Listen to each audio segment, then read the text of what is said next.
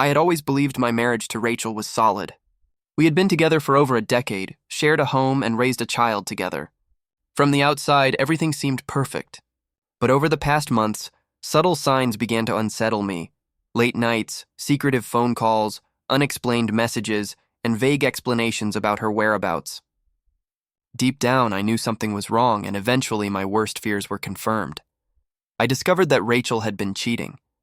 The betrayal was devastating, but what truly shocked me was the extent of her affair.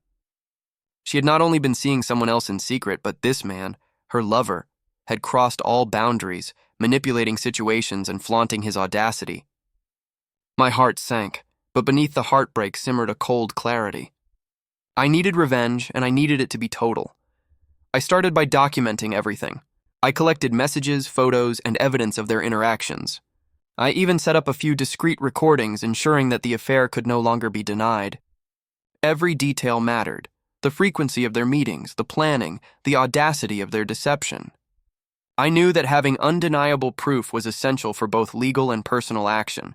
Then I devised a plan that would deliver consequences beyond anything they could anticipate. I reported her lover to the authorities, providing all the evidence I had collected.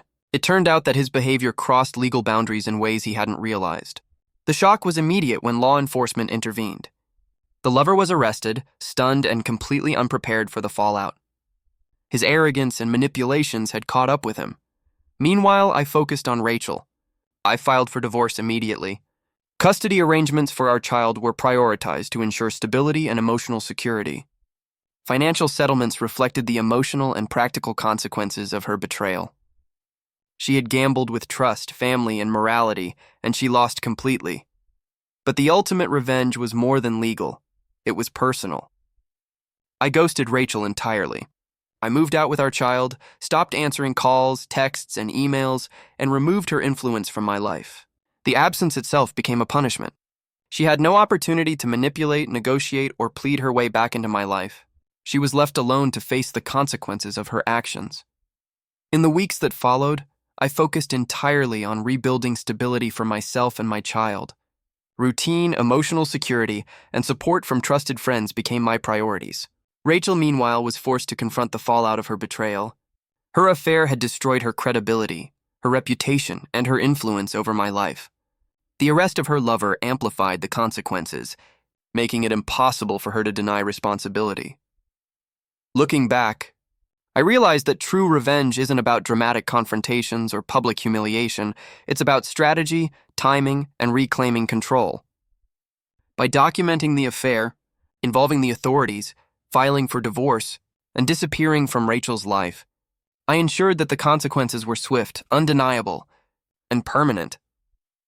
Rachel had assumed she could cheat with impunity, that she could manipulate her relationships without consequence. She was wrong. Her choices reshaped our lives, and through careful, calculated action, I reclaimed dignity, control, and the ability to rebuild a future free from deception. In the end, the story is one of betrayal, strategic revenge, and justice served. A cheating wife and her lover believed they could act without repercussions, but accountability was swift and absolute. Evidence gathered, legal consequences enforced, and ultimate control reclaimed. Rachel and her lover gambled with trust and lost. The lesson is clear. Betrayal has consequences, and some actions cannot be forgiven or forgotten.